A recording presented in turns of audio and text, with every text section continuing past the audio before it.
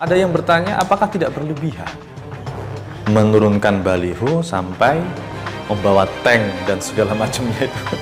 Sekali lagi, bagi saya itu tidak berlebihan, karena ya memang beberapa kejadian menunjukkan bahwasannya dengan sahabat-sahabat kita yang ada di FPI itu arogansinya sangat terlalu nampak.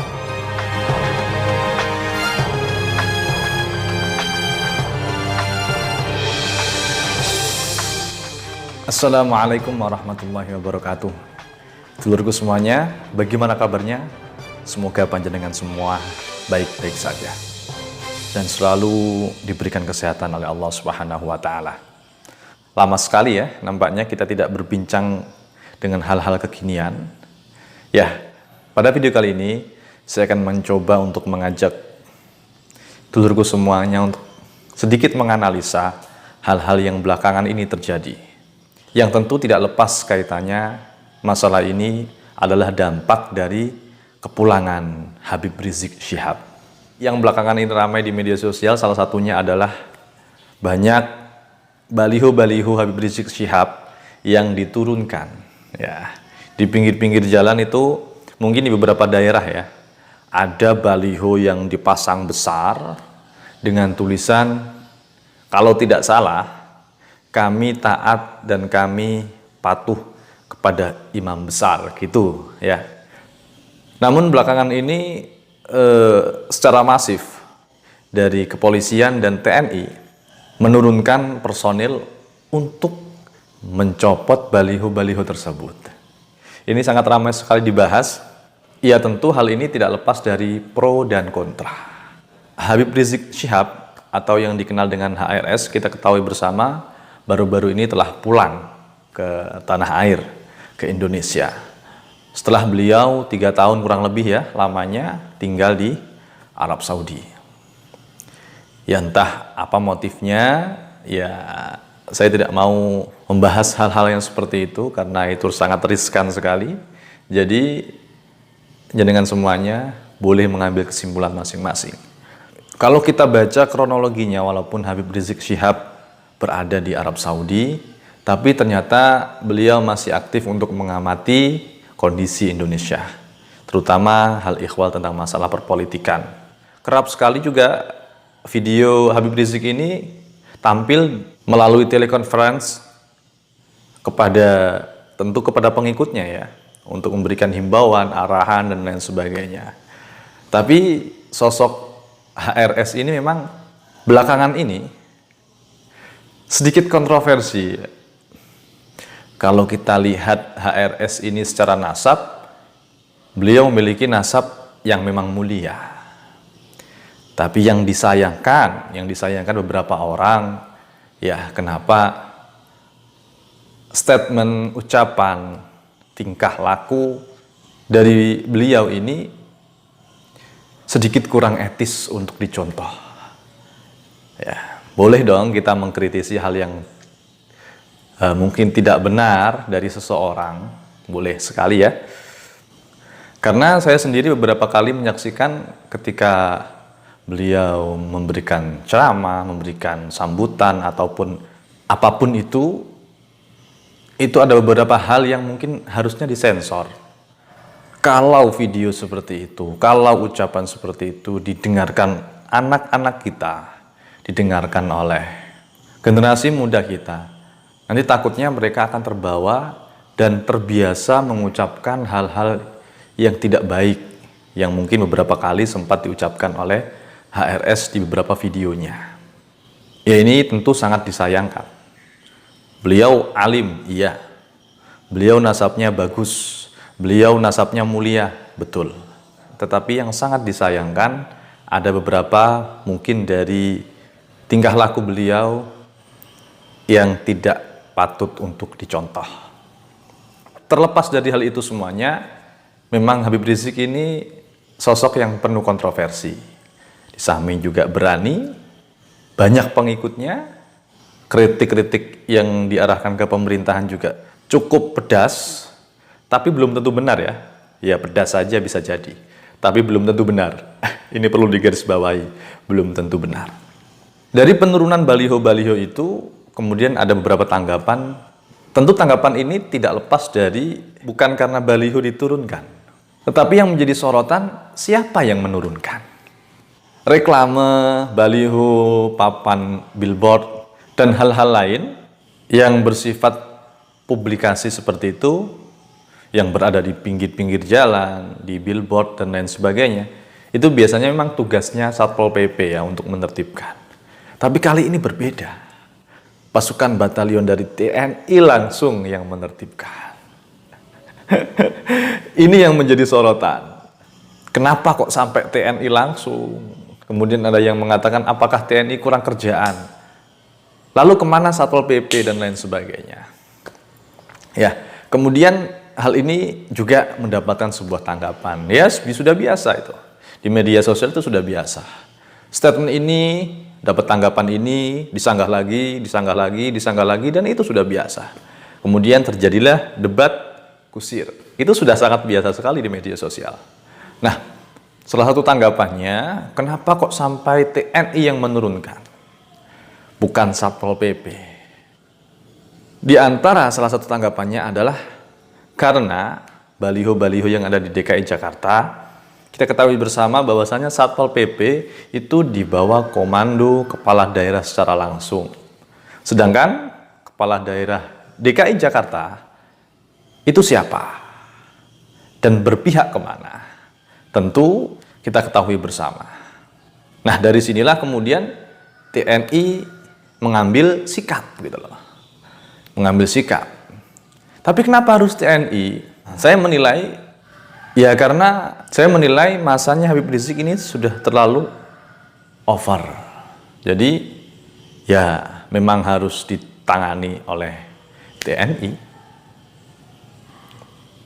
Apalagi yang juga sangat-sangat disayangkan di beberapa ceramahnya Habib Rizik itu mengajak masanya untuk berbuat hal-hal yang sedikit sadis ya. Di salah satu ceramah yang baru saja juga viral, kurang lebih beliau mengatakan, jangan salahkan jika kepala-kepala orang yang menghina Islam, yang menghina Nabi, itu besok ditemukan di jalan-jalan. Nah, itu juga yang kalau kita mendengar ya miris sekali ya, miris sekali. Tokoh yang menjadi panutan kemudian membuat provokasi seperti itu kan sangat-sangat disayangkan sekali. Saya yakin Habib Rizik itu ya paham sejarah bagaimana Rasulullah, dakwah itu bagaimana, sangat paham sekali beliau. Cuman kalau melihat dari apa yang disampaikan, apa yang diberikan kepada jamaahnya, itu sangat-sangat bertentangan sekali menurut saya ya dengan dakwah yang dulu dilakukan oleh Rasulullah SAW.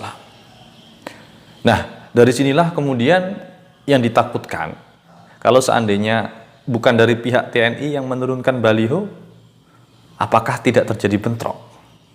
Baru-baru juga ada video yang menampilkan pengikut Habib Rizik ini di depan baliho yang besar itu kemudian menyanyikan semacam sholawat dan menghadap ke baliho itu.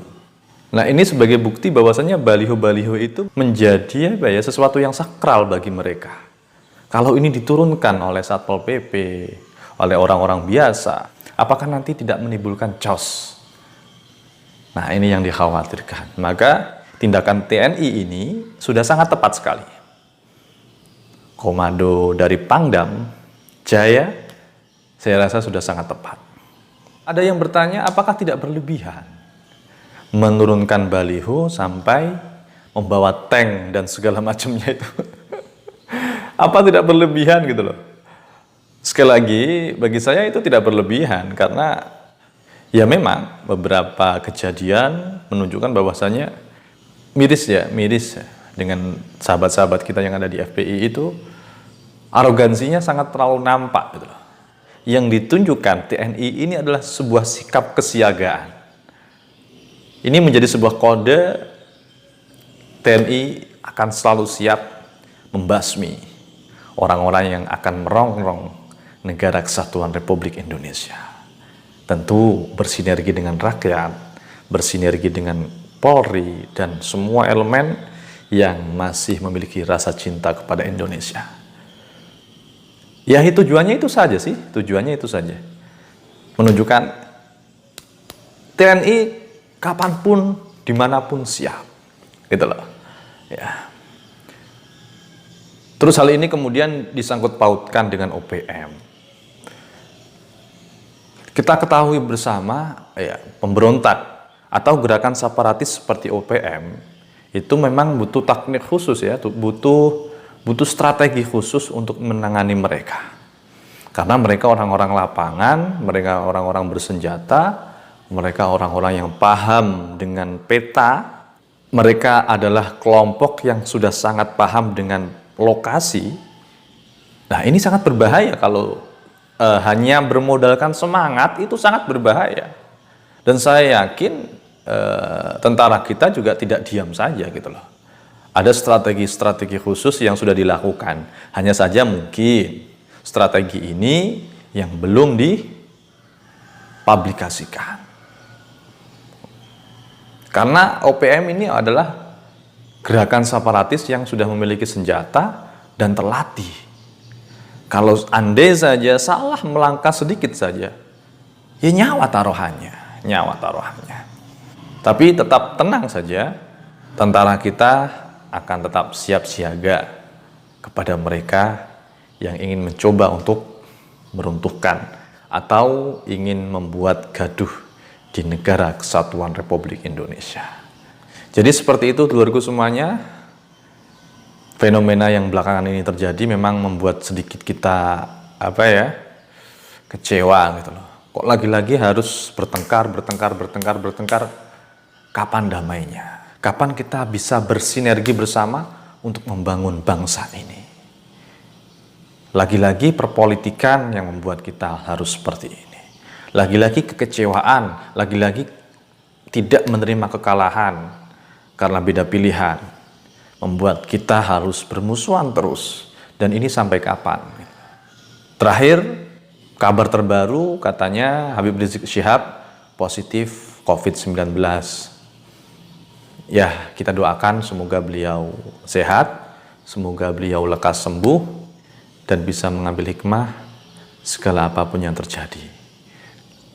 Dan kita doakan semoga beliau menjadi semakin lebih baik. Tidak lagi memprovokasi umat untuk saling bermusuhan.